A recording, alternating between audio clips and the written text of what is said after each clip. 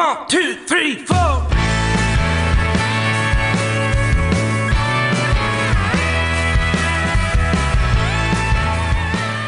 right, welcome back to Country and Cold Cans. I'm Logan, sitting here with Andy and Kyle.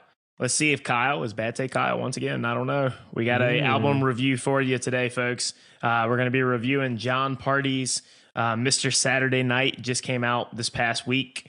I've been listening to it a lot this weekend. Sent it to the guys. Wanted to see what their thoughts on it. We haven't really talked about it amongst the three of us yet, so we're having all this first conversations with each other on the air. But make sure you give us 5 stars, great review, wherever you get your podcasts, Spotify, Apple Podcasts, Podbean, Stitcher, Google, Amazon. We're there. Give us 5 stars and a great review. Be sure to share it with your friends. Check out the website, coldcansnetwork.com, for blog content and the shop where we have merch available, t-shirts, hats, koozies, what have you. It's all available there on coldcansnetwork.com. All right, fellas, how are y'all doing? Doing well. Tally. Andy, where are you at these days? Northwest Iowa. Northwest Iowa. And it's hot. Yeah, for those that are listening on audio, Andy's wearing a cutoff t-shirt, so He's looking It peak is. redneck though. yeah, he's got It is. he's got his mullet flowing out of the back of his hat, wearing a cutoff t-shirt and his 18-wheeler. It is hot. It was like 90 something today. Either way, we've so we're gonna save talking about a couple of these songs. Since we're doing an album review today, we're gonna kick a couple of these songs to next episode. But we did have some new music drop today from both Tyler Childers and Zach Bryan.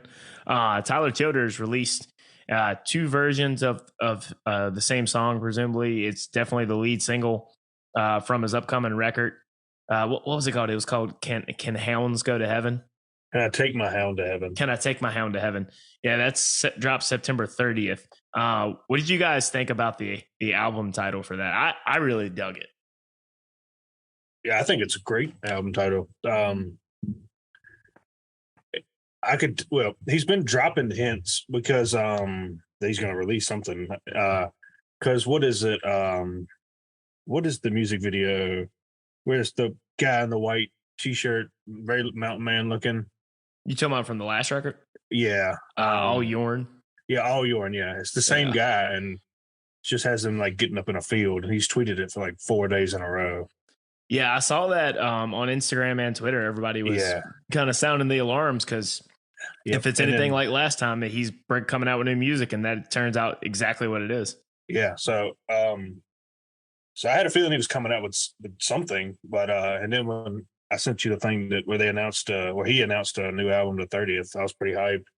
It's been a while. It's been going on 3 years because was it not Purgatory? What was the one after Purgatory? It's the album with All Yorn on it. He did release that Country Squire. Country Squire. That's right. Yeah, he did release the vinyl sessions too in there somewhere. Yeah, and then and then he had the instrumental album. But I mean, truthfully, I'm not an instrumental guy. Doesn't count. I don't really like listening to instrumentals. I didn't care if it was him playing the fiddle or if it was Brad Paisley's instrumental album he did. I think it was called Fifth Gear or whatever it was back in the day, where he was just ripping guitar. It's boring to me without lyrics. So I listened to it once when Childers released that, but it wasn't really my thing with, no lyricism. So I'm definitely excited to hear this upcoming project. Yeah, especially with somebody like Tyler Childers. I mean, his voice, as most singers, their voice is the best part. I'm not interested to listen and play the fiddle. No. I mean, no offense. Sure, he's great at it, but it's not why I tune in. No, and like Tyler Childers, I think, has such a unique voice within country music now, both, vocally and lyrically, that it's like, it was a little bit of a disappointment that day because, Kyle, I think I was hanging out with you when it dropped. And me and you were just like, oh, hell yeah, new music from Tyler Childers. We played it. And we're like, okay. And we got like a song and a half in, and we're just like, okay, is there any words to this? Yeah, because I was thinking, okay, first one, okay, instrumental intro. Third song, still no words. We're like, well, shit. And then we looked it up, and we're like, well, okay, it's all instrumental. That's very anticlimactic. Yeah. We're like, that's fine if that's your thing. Left us with some blue balls. I'm not gonna lie. Andy, what did you think when you saw that well, one, what did you think of the album title? And two, what did you think when you saw he was releasing new music? First question I had was, what the hell is Jubilee? And then the title sounds like something from a holler. Just very. Talking about the album title? Yeah. That's very like something you would hear in a holler. I feel like it's something I hear somebody saying on Justified, which is the same region from where he's from. Yeah, Eastern Kentucky. Yeah. So Andy, the Oxford Language Dictionary definition of Jubilee is a special anniversary of an event, especially one celebrating 25 or 50 years of a reign or activity. Now that I think about it, I don't know what hallelujah means either, but I've heard that word. but yeah, so Tyler Childers released a new song today. It was 6 minutes, 12 seconds long, but he released, technically two. Same song, just I guess the production's different on it. I truthfully, like I say, I guess because I didn't listen to the second version of it. Andy listened to the second version of it, not the first. But I don't know what you've heard. We might not have even heard even remotely the same thing. That honestly, that would be hilarious if that was the case. It's a completely different song. We don't even realize it. I listened to both. Okay. Are they the same? I don't notice much of a difference. Yeah. It's just like one time through both. So take that with a grain of salt. Yeah. But my initial reaction was I like it, but I'm going to save my thoughts on it for more listens, and we'll have that ready for next episode. But Zach Bryan, same thing. He released a song that I had heard before on a less, it wasn't as good of a quality of the song, like studio wise, on YouTube in the past. It was called Burn, Burn, Burn. My initial reaction to that, again, I really liked it, but I need to listen to it some more so I can have some better thoughts on it, and we'll cover that next episode. But did you guys check that one out too? I know Andy did. Oh yeah, fire. I got through it one time. Yeah, I've only listened to it twice so far because I think I sent it to you guys. Like we're recording, it's a special Thursday night episode of Country and Cold Cans due to Labor Day being Monday. But I sent it to you guys only like 2 hours ago or so. So yes. But and then the other one we're going to cover next episode is Megan Maroney's Tennessee Orange. Listen to that one a bunch when it came out. Mm-hmm. Fire. Yeah. Yep. All right. But so the big thing today, as we said, Jon Pardi. Jon Pardi has been, we've said it before, he's been one of the definite bright spots within mainstream country music over the last, honestly, at this point, almost 10 years.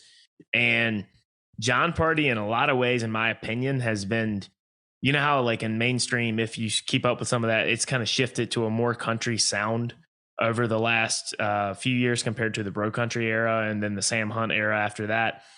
I think he's been a big reason why, because without Jon Pardi having a little bit of success, I think that kind of primed the pumps for a guy like Luke Combs to come in and do what he did. Jon Pardi's been doing putting fiddle and steel in his music in the forefront for a while and having success with it. So I think that him having success with that has kind of opened the doors for other people to be like, you know what, I kind of want to do that because that's actually country. But Jon Pardi's been one of the bright spots in mainstream country, and he released a new record. We've talked about one song on the album on one of our 6-pack song roundups in the past. The title track, Mr. Saturday Night. I think we covered two of these. I think we have. I think you're right about that. Yeah, I think we did last night, Lonely, too. I thought we did Long Neck Way to Go. Yeah, it might have been the Midland one. Yeah, it was the Midland one. That's right. Yeah, okay. Long Neck Way to Go. But so kind of give everybody the idea of the format of how we're reviewing this. We're all going to kind of give our thoughts on the album as a whole. Then we're going to go around and name 3 things we liked, 3 things we didn't, and then kind of open it up to a broader discussion. I'll kick things off with my thoughts as a whole. This is Jon Pardi's countryest album he's put out sonically yet. Now, that doesn't mean that there aren't a couple tracks on here that are definitely, seem like they're produced for radio, because there definitely are, being, Last Night Lonely and Your Heart or Mine. But the overall, sonically, this record is his countryest record that he's put out, which is funny because typically the later a career goes on while they're still in the mainstream limelight is when artists get less country. So it kind of makes me giddy to see that he's doubling down on it, because there was so much fiddle on this record, and it's amazing. Especially coming from a mainstream artist. I would put this up with a lot of the independent artists and say this is countryer than a lot of what they're doing in Texas and a lot of what they're doing outside of Texas in the independent realm in terms of the sonics of the record. And he's from California. Yeah. But I mean, that's just the fact of the matter of it is this is a country record, no qualifier, period. In terms of the songwriting, I'm sure we'll get into this a little bit more. Jon Pardi is, in my mind, doubling down on a lot of classic country cliches. And I don't mean that in a pejorative way. I mean that in a good way, in a way that you used to have lots of wordplay, lots of double entendres, things like that within country music, and kind of leans on those old countryisms, so to speak, in a way that is kind of like cool and similar to kind of what like Mike and the Moonpies and Midland does. And I really like that about this record. I'm not going to say this record's all killer with no filler, because there is a couple of moments of filler, a couple of moments where the country cliches and everything I think didn't quite hit the mark that they thought it was going to when they wrote it. But overall, really, really like this record.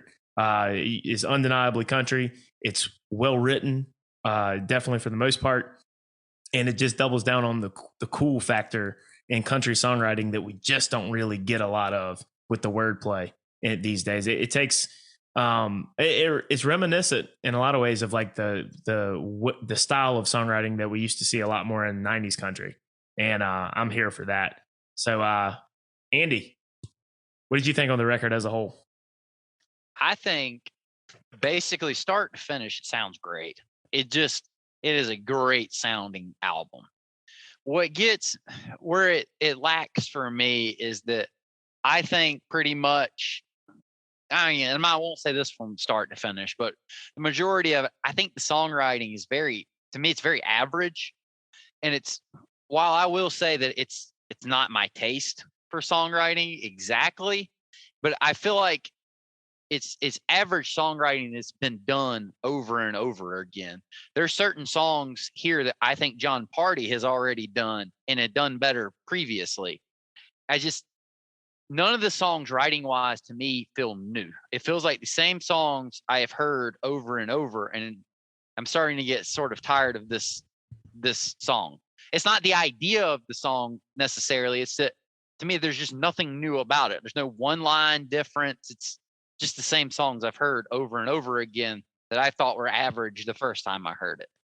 That's what when you and I talked about the album without going into detail through text, that's what I thought you were going to say. And that's why I was like, I told you, I was like, I don't think Andy's going to like this song. I'm curious what Kyle's going to think, or this album. I'm curious what Kyle's going to think, because Andy, the very reasons you say you didn't like the songwriting, didn't think it was good, is the very reasons I do think that it's good. But I don't think it's bad. But I don't think it's bad. Yeah, I'm not saying that. But this is country songwriting is what I mean.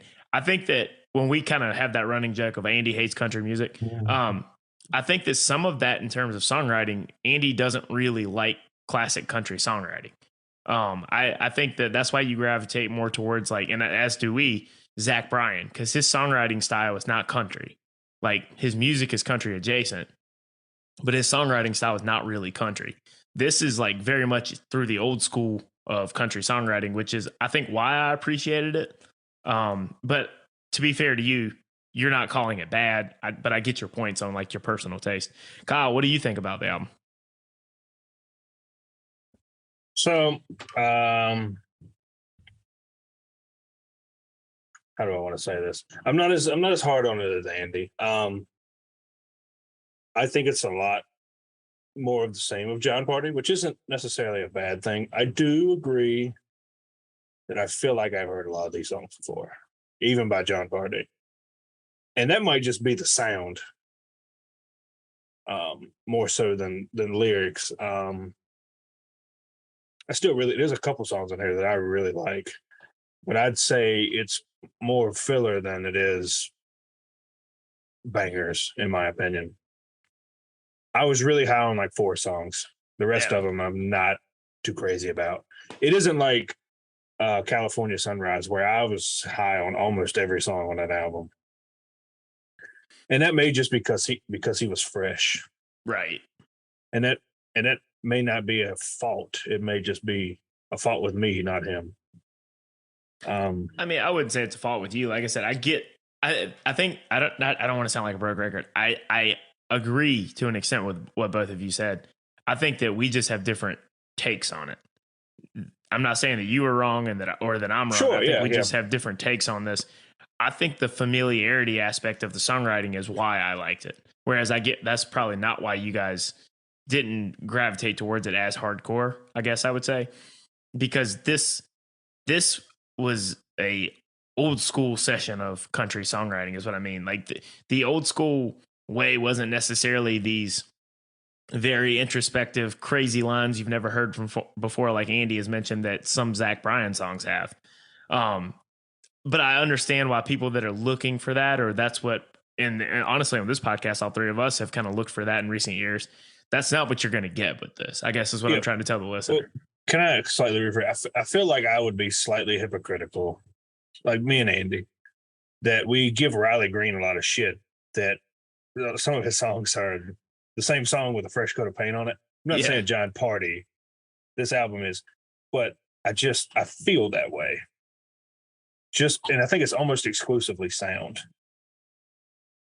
Could be. I can, because Riley Green, when I was coming up with my opinion, that did cross my mind. Riley Green's writing songs are very similar. It to me though, is that Riley Green's songs don't necessarily feel, while it is very similar to me, there's generally, it's something that is slightly different. It doesn't feel like the exact song I have heard from 10 other people in the last 10 years. Oh, see, that's where I vehemently disagree with that point. And I wouldn't agree with that. Yeah, I wouldn't. I think Riley Green, I'm a fan, but I think Riley Green stuff is the same formula repackaged. And I think it's enjoyable music and I listen to it. But I just don't think there's anything necessarily from a songwriting perspective interesting about Riley Green's. What I find interesting about this is the way he's written a lot of these songs, we haven't heard a lot in the last 10 years. Thematically, maybe. The way it was written, I guess, is what I should probably point out. It's not what the song's about, because there's probably one too many drinking songs on this record, but it's the structure and how he wrote this song and the use of wordplay. It's like we didn't get a lot of that over the last. I do disagree with you on that, Andy.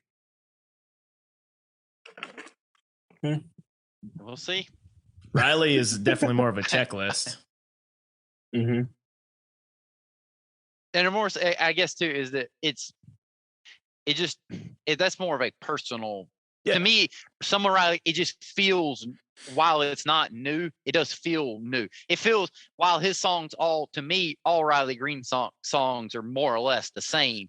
It doesn't fit. Riley Green feels different than everybody else. Maybe. His songs are pretty much the same. Hey, to quote my co-host, we'll see.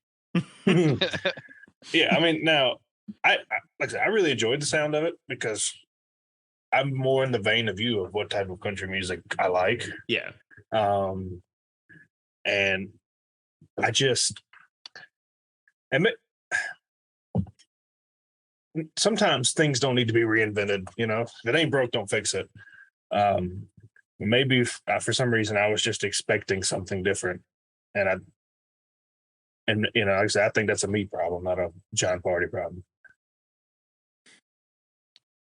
If that makes sense. I wouldn't even say it's a problem with what you're saying, honestly, because I mean, like I said, that's your taste, I guess. That you're. But I would describe it like, how, say you go to a restaurant and you order sweet tea, and the first sip you take is, I don't know, Diet Coke. You're like, ooh, and the part was a little harsh. I don't know. No, Diet Coke sucks. Diet Coke's bad. Yeah. Well, I was just. I don't know why. It sounds very similar to California Sunrise, but I just wasn't as hot on it. Right. I mean, we've had this same conversation where you two and I were on opposite sides of when it came to Eric Church. Yeah, I'm much more of a fan of his old stuff. Yeah, I mean, but it also sounds like you were much more of a fan of Jon Pardi's old, so that's why I'm using that analogy. Yeah, that's fair. I will put it in there too. Yeah, that's a fair point. I would give that a fair point for me as well. I love Jon Pardi's first album. I think that album is fantastic. And if I'm being honest, I think California Sunrise was probably my gateway drug into talking to you about music. Right. Because I remember like telling you how much I really love this album. Yeah. I remember you know, talking about that album. Yeah. And so yeah. Think okay. Yeah. Yeah. So all right. So let's go into 3 things we didn't like about the album. It can be anything in particular about the album as a whole, the production, or individual songs or individual lines, what have you. It's pretty much open. We're going to go reverse order. Kyle, 3 things you didn't like about this album. I didn't like Reverse Cowgirl.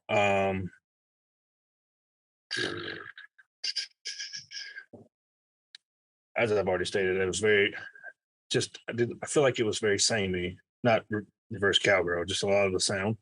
And I think it's one too many drinking songs. That's fair.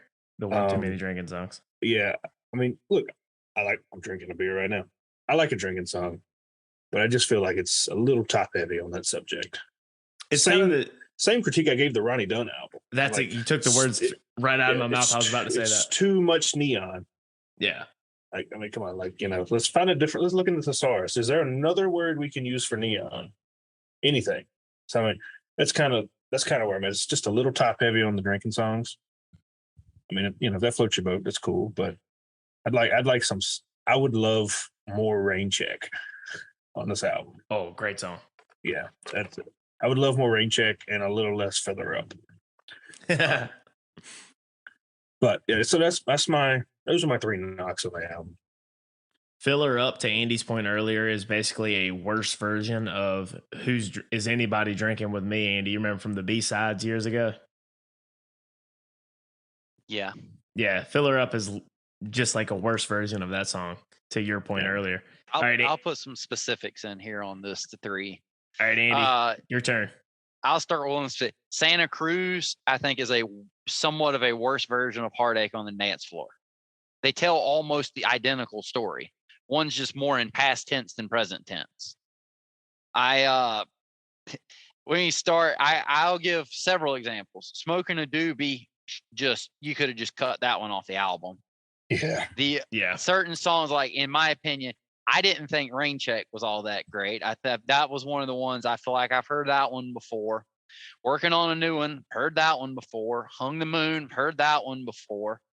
The Day I Stopped Dancing, heard that one before. I mean, just all songs. New Place to Drink. New Place to Drink is one of the ones that stands out the most. I feel like I have heard someone, having, I got to go find a new bar because I broke up with my girlfriend. I feel like I have heard that song probably 15 times in the last 5 years. And 5 years might be a stretch. And I am tired of that song. Unless I'm fine with you doing that song. I just feel like you need to do it better, not just identical storylines, basically. I swear I've heard that song before. Kyle, I swear we even talked about it. Sure. Is this Trucker Andy or is this like Classic Rock Carter on the episode? I actually on this one. That's a fair point. I do actually would agree with Classic Rock on this one, where he says it's another I'm drinking because my girl left me song. It's that I just feel like there's a lot of those songs on here that were just not done better. I mean, I've heard better versions of this song before, and I would say, I will guess this would be it would be that I thought one of the best written songs was probably Last Night Lonely, because I have not actually heard the chorus of that song. It does feel a little different and new. And I don't feel like I should be saying that. I'm not going to lie. Almost everything you said, I disagree with. Well, somebody's wrong, and it's not me. Shots fired off the bow. So let's do my 3 3 things I disliked. Like I said at the beginning when I was talking about the album as a whole, as almost anybody that puts out a record, and there were some duds in here, some stuff that didn't land like they probably thought it would be. Smoking a doobie, while sounds cool, like in the same way that Tequila Little Time did, but it I don't really care about pot smoking songs. I don't I think haven't it's heard the edgy. term. I'm sorry. No, I'll wait. Go I'm for saying it. I haven't heard the term doobie since like 2010. Right. I didn't even know that was a term anymore. It's just not cool. Smoking a doobie. Doobie Brothers. Doobie Now, if he Brothers. put that in the song, my opinion would have changed. Oh, that shit would have been fire if he had quoted Michael Scott. Smoking a doobie Brothers. But that song doesn't do it for me, really. I just think that the laziest and safest thing you can do in music today, and this happens across the board in the independent realm and in mainstream, is to talk about smoking weed. Everybody thinks smoking weed so damn cool. Ooh, look at me, I'm blazing up. Really couldn't give a shit if you blaze up. Nobody cares anymore. It's not that edgy. That song I was out on. I will say that the Filler Up song was another miss for me. I just don't care. It was like, it didn't make me angry. It just was one I just don't care. And then Last Night Lonely has grown on me, but it's not where you say it sounds different to you. It sounds like every other kind of bro-y song that we've heard over the last 10 years, but with fiddle, which trust me, I'd rather it have fiddle than not, but I mean, lyrically, not sonically. I mean, sonically. Lyrically, it's not, there's nothing special about it. I didn't think there was anything. Hey girl, we're in this bar. If you give me your, you can. This will be your last number you write down. This will be your last night and only, baby. Come on now. I didn't say it was good. I just said it felt new. Yeah, we'll see. But I don't agree with that. It's really those three were the big ones that I was just like not really vibing with at all. I did not care about those three songs much. Last Night Lonely has grown on me a little bit because I think it's an enjoyable radio song. It is the lead single. So, I mean, it's fine. It's just nothing new, like you said. But I think the thing, this is the argument I have with Carter about this all the time. I understand what everyone means, and I've made the same argument that there's nothing new. It feels like I've heard this before. Every single artist that you listen to, almost, that's the case for. At this point in 2022, it's hard to do things you haven't ever heard before unless you just start talking about, I don't know, streaking through the quads while smoking meth. That's new. But that doesn't make it good. But you're not the first one to do it, though. The more you say that, though, actually, the more I think I don't actually agree with that. You take the majority of these drinking songs that are in this. Eric Church's Madman, same song. Hadn't heard that one before. I guarantee you there's been someone that has made that a similar analogy to being a madman. But that song, though, we didn't say that about that song. No, we didn't. Sure, but I didn't say it about that song, but I'm also not saying it about these songs. I think is my point. I get the sentiment. I just don't agree, especially coming from Carter, who hasn't listened to anything that's been made since 1989. I think that's still too generous. Yeah, probably. I would say 1982. Yeah. Yeah. But I mean, it's just the whole, we've heard this before. Yeah. I mean, especially if it's from the same artist, I have a hard time getting on board with that take. I understand it, but I just have a hard time with it just because it's there was a music teacher my older brother had at UNCW who said that every piece of art and music form that you listen to from here on out, and this was like in 2004, it's already been done at least 1 million times before. He goes, there's nothing new in music anymore. He was like a music theory teacher. And I think that may be a little bit hyperbole, but I think he's kind of got a point. I mean, let's take probably what was collectively our favorite new music released of the year was by Zach Bryan. I think songwriting wise, there's a lot of stuff that I personally haven't encountered before, but let's call a spade and say that a lot of his music kind of sounds the same. Well, I guess I would say, I'm not saying that as like he's bad, but I'm just because I love his music. I would go with a different quote than the music theory teacher, but I would go with Tom Petty's quote. I just to this song doesn't feel like. Well, I do agree with that, but I just feel to this album just doesn't really feel like to me. And I'm not saying extremely, but I don't feel like he got away with it. Well, I get your point. I do. I mean, because like I do think my last bad. I agree with Kyle. Is one too many drinking songs. Same thing. Kyle took the words out of my mouth with the Ronnie Dunn comparison on his last project. There's not enough variety of subject matter here, in terms of like what the songs are about. Now, I think that we'll switch now to the three things that are good, and we'll kick it off with Andy. Let him go first this time. What are three things good about the record? Three things that are good. I can start with which somewhat surprisingly, Neon Light Speed is a banger. That song, I started singing that song this morning before I really started burning through the album again.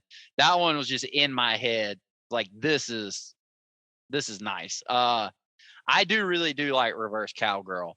What do you think about the song? I was praying that the song was not going to be about that. I was very glad that's not what this song was about, because I just wouldn't have liked that. Yeah, I never would have picked up on your double entendre on that one. And let's find another one. Actually, the more I listen to it, I really do like the more so the double entendre type deal from Mr. Saturday Night, where it's Mr. Saturday Night and the Missed Her Saturday Night. The more I hear that one, the more I like it. That's just the wordplay of it. I love that. Whatever that. The more I listen to it, the more I like it. All right, Kyle, three things you like about the album. Well, Andy, I do like Neon Light Speed. This is like one of the few songs that I think can actually come off the bench and start on California Sunrise. It actually could bump some of the songs of that album in comparison to quality, if that makes sense. I think a lot of these songs are on the bench with some of his catalog. They're not making it in the starting lineup. Neon Light Speed's very good. Rain Check is a banger. It is a great take on a sad song. It's my favorite song on the record. And the other good thing I will say is he included Midland. And I love Midland. That song's great. Yeah, I think he did them a solid, because he's big enough that he could shine light on a band like Midland to people that may not know who they are. So those are the three positives I have. I generally agree with you on those. So for me, I love the production of it. One, I think the album all the way through minus like 3 moments, 11 of the 14, I was like, I could not ask for anything more out of a quote unquote country artist than what I got when in terms of production. Heavy on the fiddle in a way that we don't hear hardly anybody, even in Texas, use the fiddle the way that he does here. I love how heavy the steel is. So the production, I give an A overall on the record. Now, similar to what was a bad for Andy is a good for me. I appreciated what he did here in terms of the songwriting.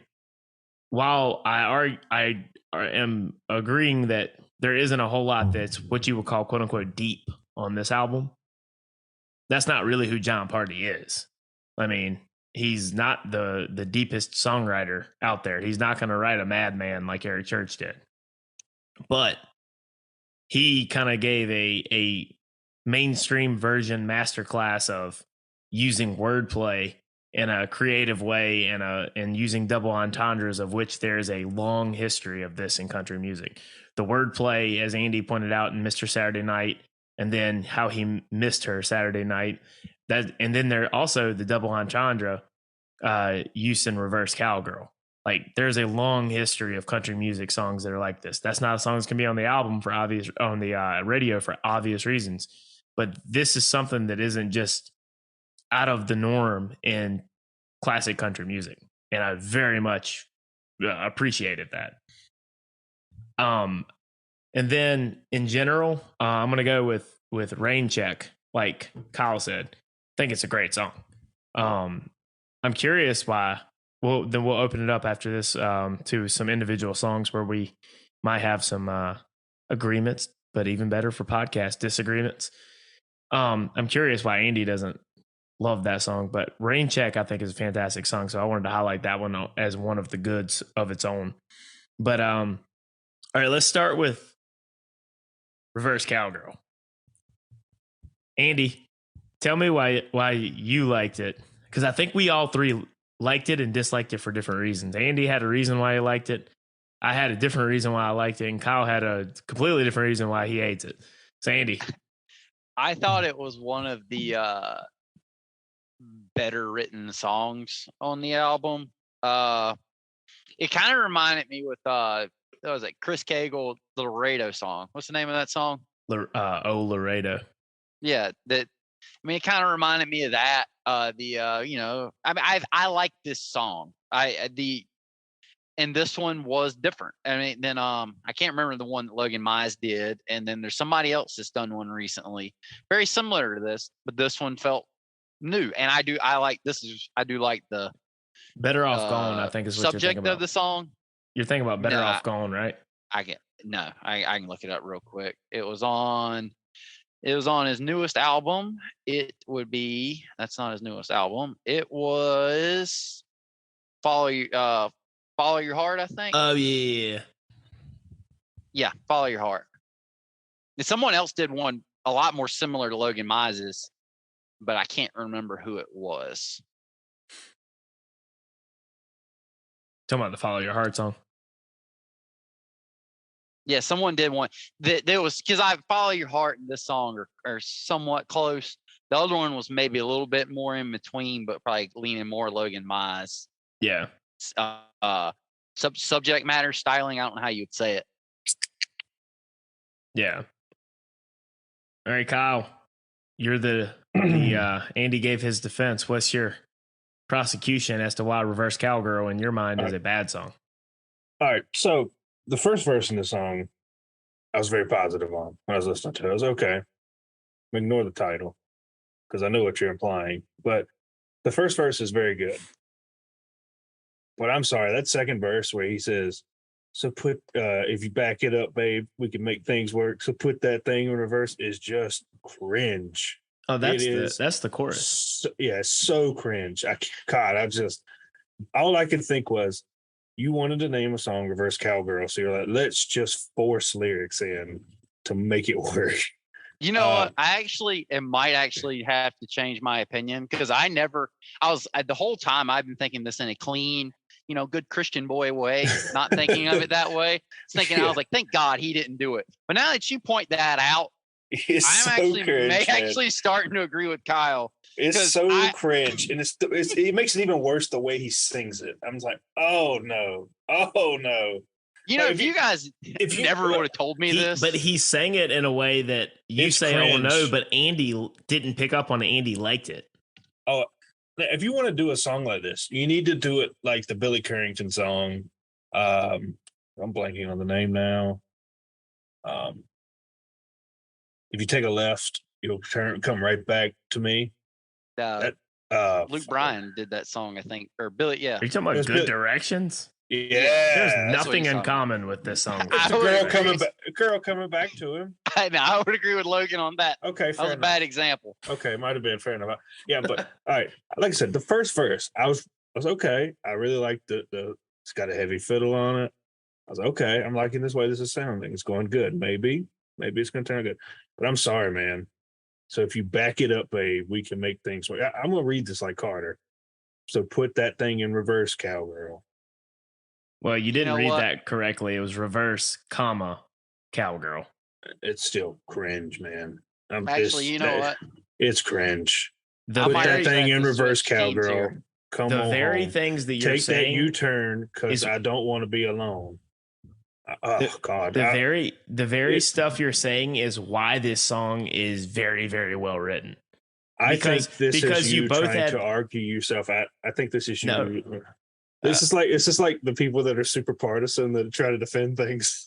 that are really, really egregious. No, like this, in my opinion, this is 100% why this song it works and why it's a good song, because it's not some over the top. You both had two very different. No, I'm making my point right here. Okay, fair enough.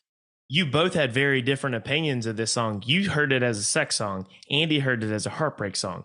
His point was made. His point. The whole reason they wrote that. It's example A and B right here, because there's a long line of country music history of songs like this, and this song works because of the double entendre. You can hear this song and you can hear just a heartbreak song of the girl leaving it, and that's set up perfectly, like you said, by the first verse. But then the second verse, you still can go the heartbreak route, which Andy did until I pointed out to him before we hit record that the second verse is where the double entendre really kicks in. And that's also why it works, because the whole I've been going through hell, do-si-doing all by myself, dancing by himself, or something else. Ever Loving Hand by Tyler Childers. Point to that. Don't feel the same without you, babe. I wonder why, because he's do-si-doing by himself. It's just the double entendre in this song works, where he's talking about, if you put that thing in reverse, cowgirl, is he talking about his car or is he talking about her when she comes on home? If she comes on home, that's what makes the song work. It's a very well-written song. It's produced. The sonics on it are great. Like, this was probably, in my opinion, the second best song on their record behind Rain Jack. This song is another after that. The do-si-doing line, I actually think that worked very well though with the rest of the entire album. There's a lot of, neon light speed, honky tonk settings with, the dance floor setting. I thought that worked well with that. But then again, the album thread, what Kyle just basically did was the How I Met Your Mother glass shattering.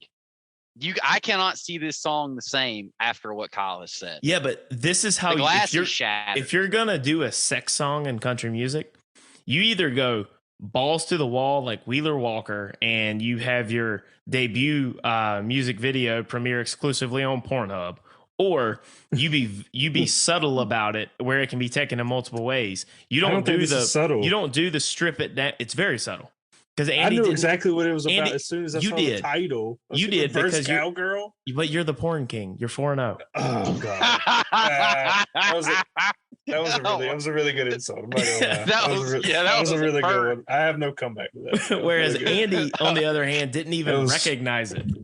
No, that's what I thought the song was actually going to be about. When you saw the title, I thought I was saved, and it wasn't. I feel like now, after what Kyle has said, though, I do feel like I was, had my little church boy blinders on listening to this song.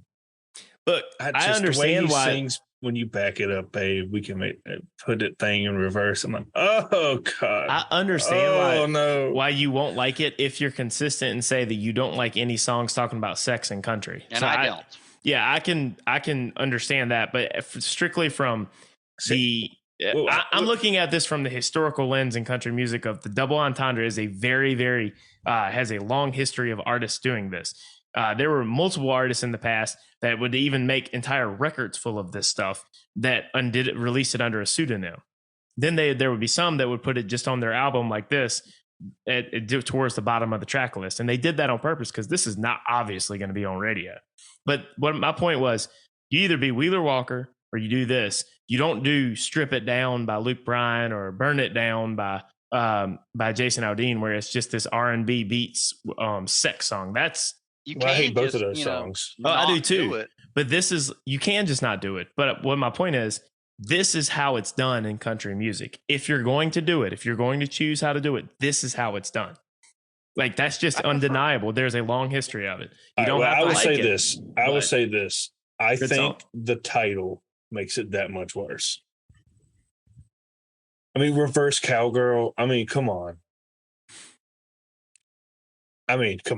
There's no way not to see it at that point, which is like my main problem with it is I think they came up with a title and then they just had to tie it back to the title, which is when they put the really cringe lyrics in the chorus. I think that the title was why they wrote the song, but they crafted it well, because I can't See, I think stress they did enough. it the other way. I was like, I let's can't just stress put enough. reverse cowgirl in there. I can't stress it. No, because the whole song, they just the little things in the song, the whole song is laden with double entendre. They didn't write this song and then try to shoehorn reverse cowgirl in there.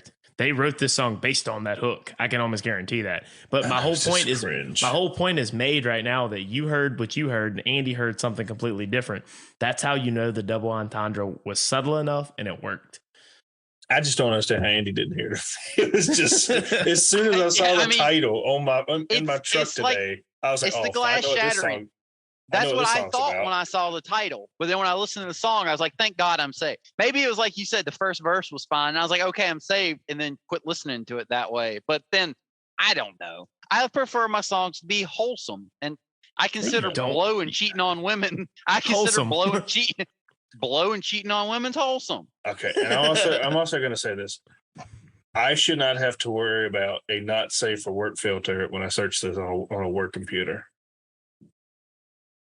I hope you apply that to your Satan worshiping music you grew up on.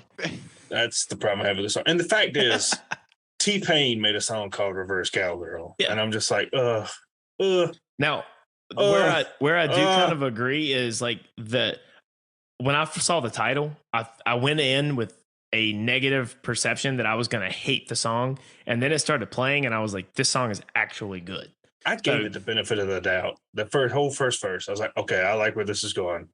And then I'm sorry, just to back it up and put it in reverse. I'm like, yeah, that's kind of how reverse cowgirl works, Kyle. I know. You've seen enough game film to know how it works. Cringe, man. It's so cringe. But see, this song was game film, polarizing. This is like when the dude talks in the video. No.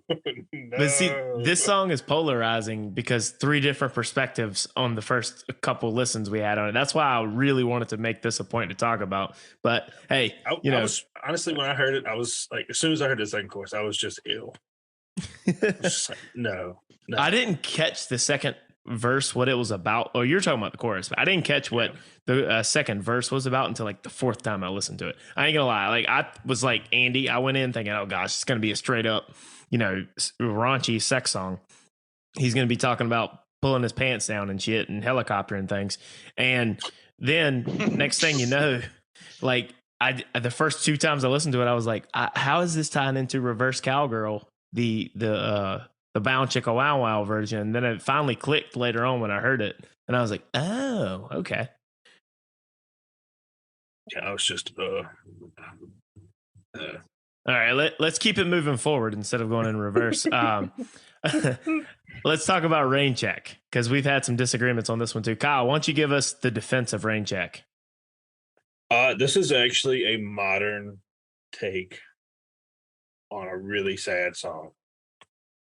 And what I mean by that is, this pretty young thing comes up to him and wants to talk to him. So, he gives her the time of day. And then he says, I'm just going to take a rain check and just sit here and sulk. This is a sulking song. That's the way I would describe it. He just wants to sit there and look at pictures of them on his phone. And he just wants to drink and listen to music until they kick him out. And I think this is one of the few things on the song that Andy says doesn't exist. This is new because it's a classic through line with a modern swing on it. I can agree with that. And it's a sad song. Mm-hmm. And the music is sad. Heavy fiddle is so good. It's the best song on the record by a long shot. All right, Andy. Give us your prosecution of it as self-described lover of sad songs, as you say you are.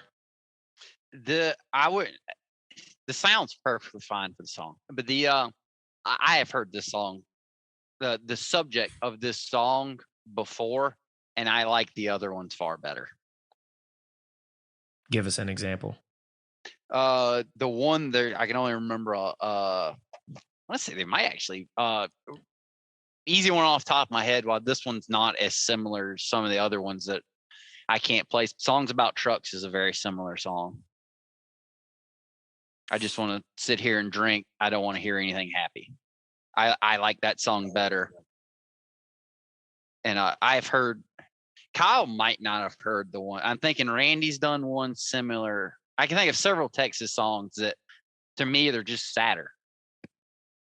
Well, I like it because it's a modern twist on an old, it's not reinventing the wheel.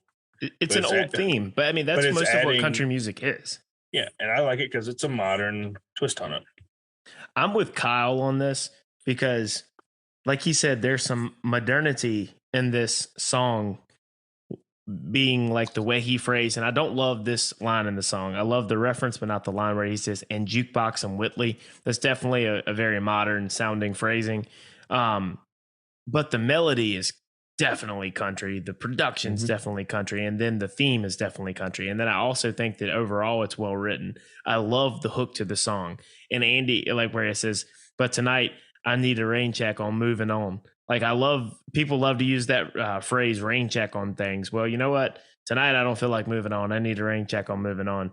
Andy, where I think that I could argue that this is actually way sadder than you're giving it credit for is the fact that here he is, and this like good looking girl is coming up to him and is like really into him and was like wanting to spend some time with him and, you know, throw back some whiskeys, and he's turning her down because he would rather look at his phone and look at pictures of some shit that didn't work out.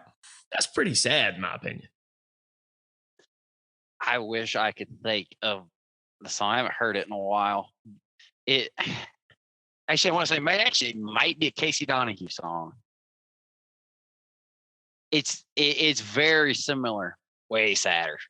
I know what you're talking about. You're talking about the drove her to the whiskey or drove me to the whiskey or whatever it was called.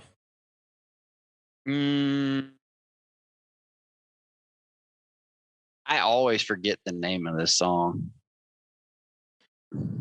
Hey, well, you know, Casey Donahue dropped the Casey Donahue band. They dropped Band. Did they on Spotify? Yeah, it's just Casey Donahue now. I wish I could remember the name of the song. I may not be able to come up with it that quick because I always forget the name of whatever the song I'm thinking of. And this song's fairly ruthless too. He just bought her a drink and said, "Have a good night." Yeah, that's pretty ruthless.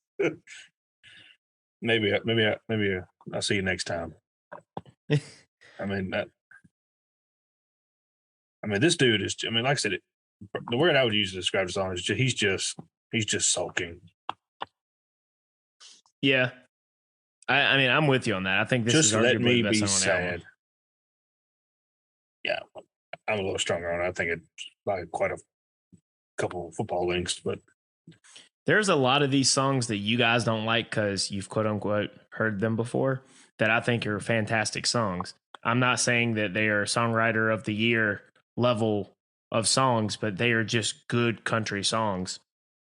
I've always said, and you can ask the guys this, that myself included, sometimes we like to just rip apart good songs on here because they aren't good enough kind of thing.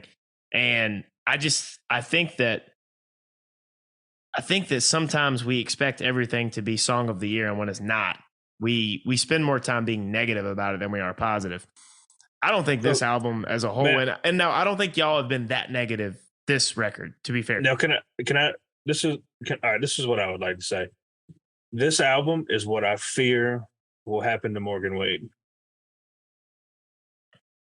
Because Morgan Wade's first album was so good. And I'm so scared the second album might be great, but in comparison to the first, it's just not quite. I get what you're saying. I have the same fear about a lot of artists, but I think that I've noticed with you two, and I don't say this negatively, so I don't want you to take it away. We're pessimist. No, it's like you guys, you have very much primacy effect with music. You love the beginning. I don't know what that word means. Like it's first taste. Yeah, there's like recency effect and primacy effect. I think that you guys hear something for the first time, and especially when something's good, you latch onto it and you like it, and then you're always going to be disappointed it's like what they say about heroin. You're always chasing that first high you got, and you're never going to get as high as you did that first time. I think that's kind of, and like, to be fair to what you guys always say about this stuff, y'all are not saying the stuff is bad. Like, in general, I'm not talking about this record in particular. I'm talking about in general. But it's just, I think sometimes all three of us come across like it is because we're comparing it to something that we initially loved. And I think that kind of sets, it's the human brain that sets you up for disappointment, because you ain't gonna, Andy, what's that song? Never Be That High Again by Randy Rogers, man. That's kind of what we suffer from sometimes with good artists, because, and I get you on the Morgan Wade point, because I kind of have the same fear. Mm-hmm. Some of what I believe is Logan did point out with this album, I do tend to more songs that more resemble poetry than a song. That I do tend to very much gravitate toward, or You do. poetry or full-on storytelling. I typically lean very hard that way, and that's just not Jon Pardi. Yeah, Andy is he wants detailed songwriting a lot of times. So I think I'm like the median of you two, because let's face it, Zach Bryan can be taxing to listen to. Yes. Sometimes I just don't have the bandwidth to listen to him. And sometimes you just want a song like Rain Check. Yeah. That I don't really have to pay that close attention to, and I could just hum the chorus. I know what it's about. Exactly. So I'm not as hard as Andy. I think I'm probably, sometimes all a song takes is a catchy catch, and I'll be a fan of it. Yeah, I'm one extreme or the other. And I think, Andy, would you say that's fair? Like, depends on my mood. I either want something that's going to make me think and rip my heart out and make me feel like a bag of dicks, or I want something that's going to be good, tell a classic story, and be easy to listen to. And I have no explanation each day which one I prefer.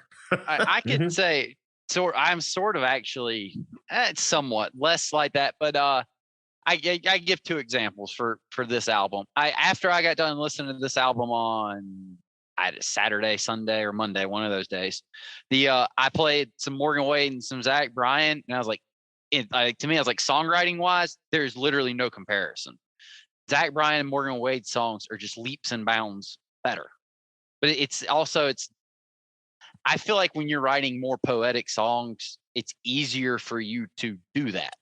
There's more words to the song. It's just easier. And when you go to the other extreme, now perfect examples, like you said, would Fill Her Up as does anybody want to go drinking with me? Straight up boot stomper. I want the boot stomper if we're gonna go with this style song. Or like Cheap Bourbon Whiskey and Pearl Snap shirts. Yeah, stuff like that. Where it's just straight up boot stomping. Yeah. No, I agree with you in terms of like depth in songwriting. Zach Bryan and Morgan Wade, definitely there's more depth than like Jon Pardi. Especially with that new Zach Bryan song that just came out before we were going to do this review. To me, it's like, it's almost not even a fair comparison. Right. Yeah. I mean, in terms of depth, I agree. Like I don't listen to Jon Pardi for the same reason I listen to Evan Felker. Yeah. I mean, they're on the clock, man. They got to, I know they just got back together, but they got to come out with something new. I know. Single or something. Single, an EP, something. I'm seeing them in Raleigh October 28th at Red Hat Amphitheater. That'll be are they the headliner, or are they opening for something? They're the headliner. American Aquarium's opening. Okay, cool. Yeah. If only they had John Moreland back. I know, right? It'd be almost the concert that kicked off this whole No, it would be podcast. Exactly the concert if they had John Moreland back. Yeah. John Moreland was really good in that show, I have to say again. His new record kind of sucks. I have not heard that. His first few records are awesome. It's the new record, he tries to incorporate some like EDM dance elements into his music. No. It just doesn't fuse well, man. Like, he's so talented and he's such a good songwriter, but this is like where it gets to, Andy, you were talking about personal taste earlier. people lose me. And I don't care if it's could be the greatest song ever made. You start putting EDM elements and stuff, you lose me. You I know, just when I think of hate it. EDM, I think of the New Girl skit where Winston and CC. CC just threw shit together. Yeah. And Schmidt thought it was the greatest thing in the world. Oh, That's what I think of EDM. I'm right there with you. Let's close things out with top 3 songs on the record, each one. So, Kyle, you kick it off. Let's see. One is Rain Check. I get back to the album list. I'm sorry, you caught me off guard.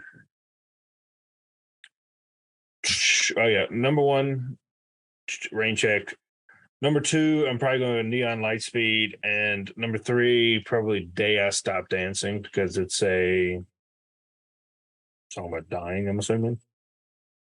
It's I love her till he dies. Maybe they dies. So, Love Her Till He Dies song. Yeah. So yeah, I got a soft spot for those songs. So those are my top 3. quick comment on that song because it just didn't come up, so I hadn't talked about it. But I thought about this on my drive here when that song came on. I was like, I got to thinking, I was like, Andy's gonna hate this song. I'm pretty sure. I was like, my second thought was, usually I hate these songs. I was like, but I like this song, and I can't think of why. And then it kind of hit me. I loved how it was kind of listy in the same way that it's similar to like an American Aquarium song from like 2 or 3 records ago. But I can tell you why I like this song, because I was thinking in my head, maybe I'm just becoming a bitch as I'm older. But I'm just they had a little softer chord in you that you used to know you had. And I was this is the type of song that I would hate. No, that I would like if I was not, as Co Wetzel says, only loved myself. I would. This is the type of song that I could see myself like using as like a wedding song. But yes, 100%. Yeah, that's what I thought of. Yeah. Now, and I also think Jon Pardi has a special talent. Let me know if this makes sense. He sings in like valleys and highs. His voice has a special thing. The way he, just the inflection of his voice. If you feel like you're going up and down. Yeah. And I don't know if it makes a little sappy song like this go better. Yeah. His voice isn't for everybody, but I like it. Yeah. Wow, you said I don't like sappy songs, but the what's the line? The when heaven gets a new pair of boots or whatever, that line. I was like, that's cringy. I was like, I don't like this. That was the line that set me off. I thought he was gonna say that's a good line. I thought he was too. Andy set us up, and then just like a beat drop in the EDM song took us down. That was the one that I was, hey, I wish that one in here. All right, Andy, your top 3 songs. Oh, I'm gonna have to put. This one's gonna be actually. Oh, I'm gonna have to go. Neon Lightspeed is gonna be on there. Obviously, if I start singing it really out of the blue, that's gonna have to be on here. While I don't, it's one of my favorite sounding songs. Actually, I do like Your Heart or Mine. The way that song sounds. Don't like the writing too much, but I do like the way that sounds. And I don't know. Last Night Lonely does grow on me. That song really is catchy. This fits our narrative of how you hate country music, because you picked 2 of the least country songs in your top 3 on the album. Neon Lightspeed's not, is it? Yeah, that's not. It's the other 2, or the 2 least. I love the way he sings that the whole. And what's the one with the backbeat? Is that Your Heart? That's Neon Lightspeed, isn't it? I believe so. And now where he does that one backbeat. Oh, I like the way he does that. Yeah, that one is. I think it's been announced that's going to be the second single he sends to radio. I really like that song. I think it works with that more modern edge to it, like you were saying. I like the way it sounds. I really like the songwriting on the song too, though. But I think that is going to be the next single. It's interesting. Neon Lightspeed. Kyle, you missed it. That's what you're talking about? No. Your Heart or Mine. I know, you're good. You missed it, Andy. You know how we have that narrative that we've kind of where the fake news narrative we made, where Andy was like he hates country music. Yeah. In his top 3, 2 of the 3 songs were 2 of the least country songs on the album sonically. Was one of them? Well, let me guess them. Right, so I know he likes Neon Lightspeed. Yeah, that one's not That it was because one that's a of country song. Yeah.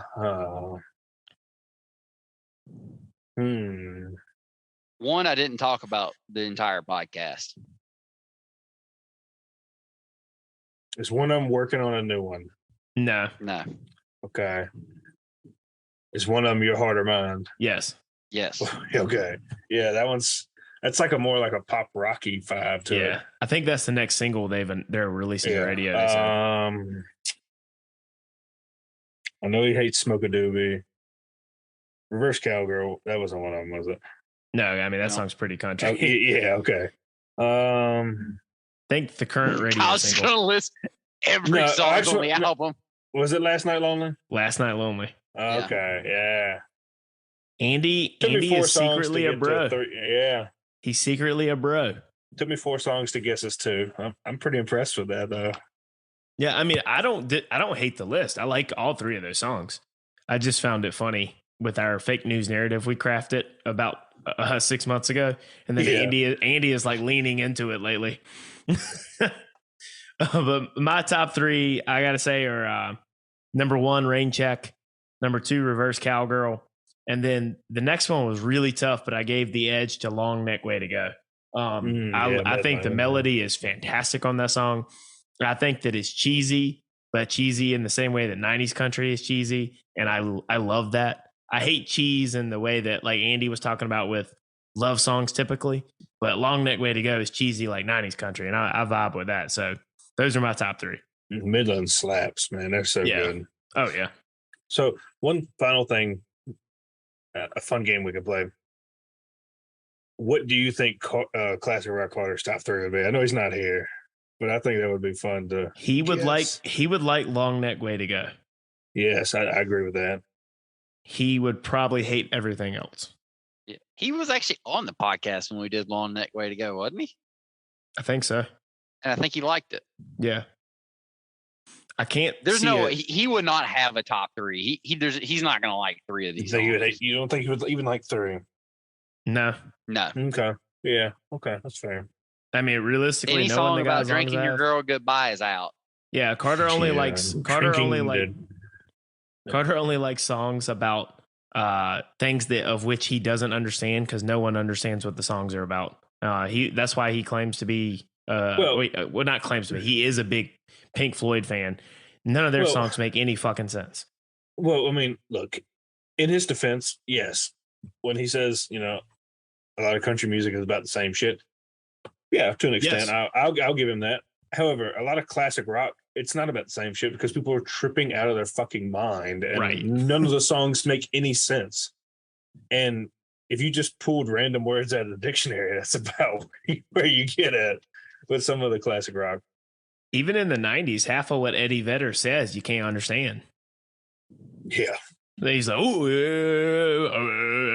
I mean, that just sounds like half the Pearl Jam songs. Yeah, you really can't understand Pearl Jam all that. No. But I mean, my argument to people when they always say that about country is, well, yeah, I mean, that's what country music is about, real life things. So, I mean, it's kind of what the purpose of the genre is. But I agree with you. Like, they were tripping balls when they were writing a lot of those old songs. So. Yeah, I mean, they don't even know what it's about. No. If you ever watch interviews with them, they're like, I don't know. Joe, just watch the movie The Wall. Yeah. If you know what that movie's about, you're fucking lying. When an artist especially from those other genres like that, say, well, I like to leave it up for interpretation to the listener. That's they don't know what it's about. That's their way of saying, dude, I was high as fuck when I wrote this. I feel that way when I watched Inception. I was like, I don't really know what I just watched.